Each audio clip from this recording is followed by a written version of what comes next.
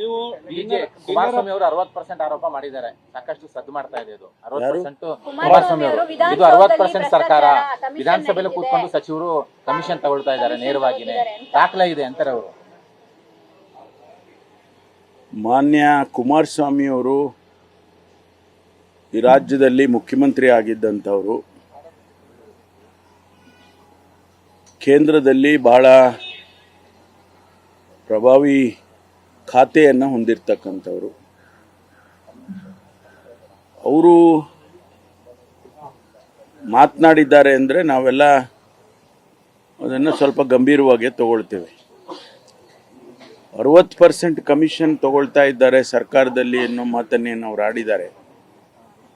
ಅದು ಮುಖ್ಯಮಂತ್ರಿಗಳಾಗಲೇ ಈಗ ಅದನ್ನು ಡಿನೈ ಮಾಡಿದ್ದಾರೆ. ಮತ್ತು ನೀವು ಏನು ಹೇಳ್ತಾ ಇದ್ದೀರಾ ಅದಕ್ಕೆ ಪುರಾವೆಗಳಿದ್ದರೆ ಕೊಡಿ ಅಂತ ಹೇಳಿದ್ದಾರೆ. ನಾನು ಕೂಡ ಮಾನ್ಯ ಕುಮಾರಸ್ವಾಮಿ ಅವರಿಗೆ ಕೇಳೋದೇನು ಅಂದರೆ, ನಿಮ್ಮ ಹತ್ರ ಡಾಕ್ಯುಮೆಂಟ್ಸ್ ಇದ್ದರೆ ಅದನ್ನು ಕೊಡಿ. ಯಾರು ತಗೊಂಡಿದ್ದಾರೆ, ಯಾರು 60% ಕಮಿಷನ್ ತಗೊಂಡಿದ್ದಾರೆ ಅದನ್ನು ಎಕ್ಸಾಮಿನ್ ಮಾಡಿಸೋಣ, ತನಿಖೆ ಮಾಡಿಸೋಣ. ಮತ್ತು ಅವ್ರು ಯಾರು ತೊಗೊಂಡಿದ್ದಾರೆ ಒಂದು ವೇಳೆ ಪ್ರೂವ್ ಆದರೆ ಅವ್ರ ಮೇಲೆ ಕ್ರಮನೂ ತಗೊಳ್ಳೋಣ. ಸುಮ್ಮನೆ ಗಾಳಿನಲ್ಲಿ ಗುಂಡು ಹೊಡೆಯೋದು ಬೇಡ. ನಿಮ್ಮ ಹತ್ರ ಡೆಫಿನೆಟ್ಟು ಪ್ರೂಫ್ ಇದ್ದರೆ ಅದನ್ನು ಕೊಡಿ ಅಲ್ಲ.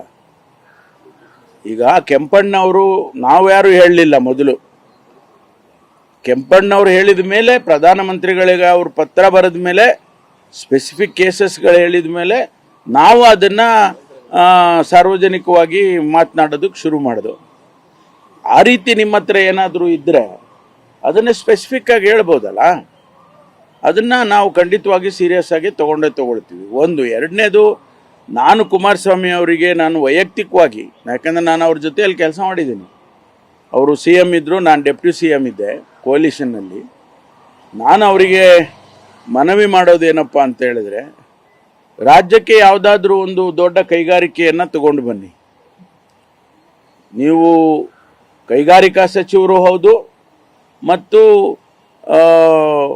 ಏನಿದು ಮೈನಿಂಗ್ ಇದೇನದು ಸ್ಟೀಲ್ ಮಂತ್ರಿ ಕೂಡ ಹೌದು. ಹಾಗಾಗಿ ನೀವು ಇಲ್ಲ ಸ್ಟೀಲ್ ಫ್ಯಾಕ್ಟ್ರಿ ತರ್ತೀರಾ, ಇಲ್ಲ ನೀವು ದೊಡ್ಡ ಯಾವುದಾದ್ರೂ ಒಂದು ದೊಡ್ಡ ಫ್ಯಾಕ್ಟ್ರಿಯನ್ನು ತರ್ತೀರಾ, ನಿಮ್ಮ ಪ್ರಭಾವವನ್ನು ಅಲ್ಲಿ ಬಳಸಿ ಕೇಂದ್ರದಲ್ಲಿ ಪ್ರಧಾನಮಂತ್ರಿಗಳಿಗಾಗ್ಬೋದು ಅಥವಾ ಬೇರೆ ಯಾರಿಗಾದರೂ ಆಗ್ಬೋದು, ನೀವು ತಗೊಂಡು ಬಂದರೆ ನಿಮ್ಮ ಹೆಸರು ಶಾಶ್ವತವಾಗಿ ಕರ್ನಾಟಕದಲ್ಲಿ ಉಳಿಯುತ್ತೆ.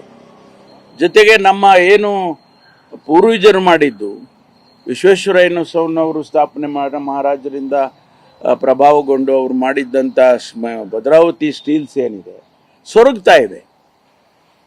ಇವತ್ತು ಅಲ್ಲಿ ಜನರಿಗೆ ಭಾಳ ಜನನ್ನ ಅವರು ತೆಗೆದುಹಾಕಿದ್ರು. ಆ ಫ್ಯಾಕ್ಟ್ರಿ ಮುಚ್ಚುವಂಥ ಸ್ಥಿತಿಯಲ್ಲಿದೆ, ಅದು ಪರ್ಮನೆಂಟಾಗಿ. ಅಂಥದ್ದನ್ನು ನೀವು ಏನಾದರೂ ಮಾಡಿ ಅದನ್ನು ರೆಜುವಿನೇಟ್ ಮಾಡಿ, ಸಾವಿರಾರು ಜನರಿಗೆ ಕೆಲಸ ಕೊಡೋಂಗೆ ಮಾಡಿ, ಮತ್ತು ಬೇರೆ ಬೇರೆ ಹೊಸ ವಿಚಾರಗಳಿದ್ದಾವೆ.